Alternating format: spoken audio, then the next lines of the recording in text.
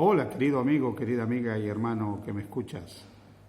Estoy en el negocio de mi esposa. La he acompañado esta mañana temprano a abrir un negocio que junto con mis hijas, ellas poseen en la localidad de Sabadell, provincia de Barcelona. Mi hija pequeña ha venido también con su esposo y con su hijo, con mi nieto. Desde aquí contemplo a mi familia, aparte de mi familia. Falta mi otra hija y mi otro yerno. Y en ellos contemplo la bendición de la vida, de la existencia. Lo maravilloso que es el prodigio, el milagro de la vida. Veo cuánto he sido bendecido de parte de Dios con la hermosa familia que me ha dado. Y veo cómo los seres humanos de una forma u otra nos aferramos a los sentimientos, a los afectos, a esa pertenencia a lo nuestro. Yo esta mañana quiero hablaros de algo que tiene que ver no con la vida, con esa vida preciosa que amamos, que queremos y que todos de alguna manera queremos vivir de la mejor manera, vivirla felices. Pero yo quiero hablarte de la muerte.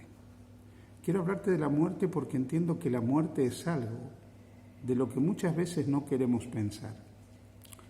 En la palabra de Dios, en el Evangelio de Juan, capítulo 14, en el versículo 19, encontramos una declaración de Jesús donde Él dice: porque yo vivo, vosotros también viviréis. En Juan capítulo 11, versículo 25 dice: yo soy la resurrección y la vida. El que cree en mí, aunque esté muerto, vivirá. Y en Juan capítulo 10, versículos 17 y 18, dice: por eso me ama el Padre, porque yo pongo mi vida para volverla a tomar. Nadie me la quita, sino que yo de mí mismo la pongo. Tengo poder para ponerla y tengo poder para volverla a tomar. Este mandamiento recibí de mi Padre.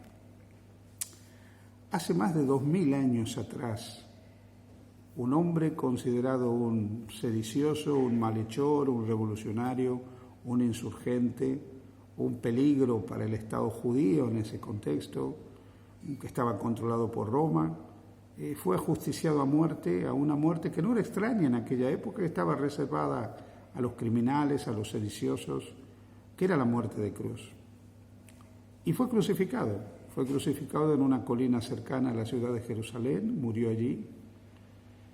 Y el relato bíblico dice que luego que murió fue enterrado también cerca de la ciudad de Jerusalén, en la tumba que pertenecía a un fariseo que de manera secreta lo seguía a él, que se llamaba José de Arimatea.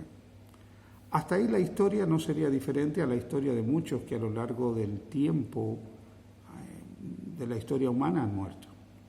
Hay millones y millones de personas que han pasado y pasarán por la experiencia de la muerte, incluso por muertes traumáticas y dolorosas, como las que le tocó vivir a Jesús. Pero ¿cuál es la diferencia entre la vida y la muerte de Jesús y la vida y la muerte de otros seres humanos? Primero déjame hablarte de la vida de Jesús. Jesús es un personaje histórico. Aún los más críticos del cristianismo han tenido que reconocer la historicidad de Jesús. Es cierto que no hay una cantidad de evidencias documentarias suficientes para hablar de la historicidad de Jesús, como la puede haber de otros personajes más famosos. Históricamente, Julio César ha sido más famoso que Jesús, desde un punto de vista de cantidad de documentos que hablan de uno y de otro. Pero hay suficientes evidencias documentarias en escritos de origen judío, de origen romano, de origen árabe, para hablar de la existencia de Jesús. En segundo lugar, Jesús no solo fue un personaje histórico, sino que proclamó ser el enviado de Dios. En tercer lugar, Él dijo que vendría a dar su vida por la humanidad. Hay otro elemento y es la historicidad de la muerte de Jesús. Jesús realmente no solo vivió de manera real, sino que murió de manera real en la cruz del Calvario. Hay testigos oculares de su muerte. Si nosotros aplicamos a la muerte de Jesús las mismas técnicas que se utilizan desde un punto de vista forense, desde un punto de vista criminológico para ver si un testimonio es veraz. Realmente los testimonios de la muerte de Jesús son abrumadores. No se puede negar la realidad de la existencia de Jesús y de la muerte de Jesús. Sorprendentemente, a lo largo de su vida, antes de morir, Él devolvió la vida a muchas personas. Las Escrituras nos hablan de relatos de personas resucitadas por Jesús. Un padre que dirigía una sinagoga, triste por la pérdida de su hija, lo llama y resucita a su hija. Un amigo que había muerto, que vivía en la ciudad de Magdala, es resucitado por Jesús luego de 4 días de estar en la tumba. Viendo un cortejo fúnebre donde una madre lloraba a su hijo, Jesús interviene porque le da pena el corazón destrozado de esa madre viuda que tenía ese único hijo muerto y lo resucita. Encontramos muchos relatos donde Jesús interviene parando la muerte misma, acabando con la muerte y trayendo la vida a otras personas. Pero luego de 3 días de estar Él en la tumba, una abrumadora cantidad de testigos lo ven nuevamente que ha vuelto a la vida. Lo vieron resucitado. Vieron que ese cuerpo magullado, destrozado, realmente muerto, que había bajado a la tumba, ahora estaba vivo nuevamente. Su promesa, sus palabras de que Él tenía poder para morir y volver a tomar su vida eran reales. Y finalmente Jesús se levantó de entre los muertos, con un cuerpo glorificado, ya no más sujeto al sufrimiento, al dolor, a la enfermedad y a la muerte. Durante 40 días Él estuvo con aquellos que creyeron en Él como el Mesías, enseñándoles acerca del reino de Dios, que Dios quería establecer en los corazones de cada uno de ellos, y en este mundo finalmente cuando Él regresara. Durante 40 días hubo evidencias de la resurrección de Jesucristo, evidencias muy claras y concretas de esa resurrección. ¿Por qué te hablo de la muerte y la resurrección de Jesús? ¿Por qué inicié esta historia contándote que estoy al lado de mi nieto, mi esposa, una de mis hijas y uno de mis yernos? ¿Por qué? Porque pienso que no hay nada más valioso que la vida que Dios nos regala. Y esa vida es maravillosa si la vivimos con Jesús. Pero todos los que vivimos, los que estamos de este lado de la eternidad, tenemos que asumir que nosotros, por causa del dilema del pecado, del cual Jesús se hizo solidario, estamos sujetos a la realidad del deterioro, la enfermedad, el sufrimiento y la muerte. La muerte es parte de la existencia del ser humano desde que nuestros primeros padres decidieron caminar alejados de Dios. A partir de ese momento se produjeron una serie de cambios en la naturaleza humana, en la naturaleza biológica del ser humano, una serie de cambios en la creación visible e invisible de Dios, una serie de cambios en toda la creación de Dios que produjeron la triste realidad de la muerte. Y todos los seres humanos tenemos que aceptar que nuestro pasaje por esta vida no es más que eso, un pasaje que puede ser transitorio.